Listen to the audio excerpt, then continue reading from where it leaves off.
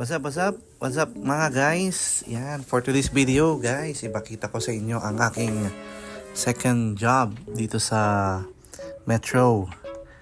Yung last na video natin guys, pinakita ko po sa inyo yung trabaho ko as a cashier.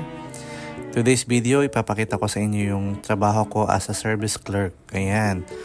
So, naglalakad lang tayo guys dahil malapit lang ang ating trabaho sa ating nirerentahang lugar.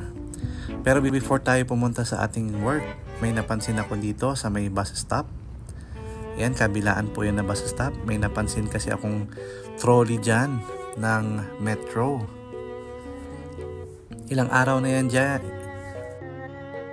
Kaya naisipan kong daanan na lang at isoli doon sa ating trabaho. Alright, yan o, Metro yung kanyang tatak. So, siyempre, doon tayo nagtatrabaho. Kaya, andun yung concern sa ating kumpanya, di ba? So, yan.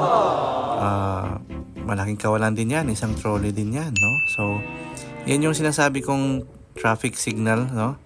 Na tatawiran ko lang. At, dyan na po yung ating work. So, yan. Sinama ko ng ating trolley dyan dahil kinuha natin siya doon sa may bus stop. Ayan. So, lalagay natin siya dito guys bago natin sila kolektahin mamaya. Siyempre, yung advice ko sa inyo guys, kapag meron kayong work, you have to love your work guys. Love your job. At everything will follow. Tulad niyan. Yung concern, simpleng concern, magiging okay ang ating trabaho guys. So, eto na, papasok na tayo sa ating work. Lalagay tayo ng vest at magta-time in na tayo. So, ayan. Yan ang station ng mga trolley guys. Nakabait yung mga tao dito guys dahil nilalagay nila dito sa trolley station yung mga trolley nila.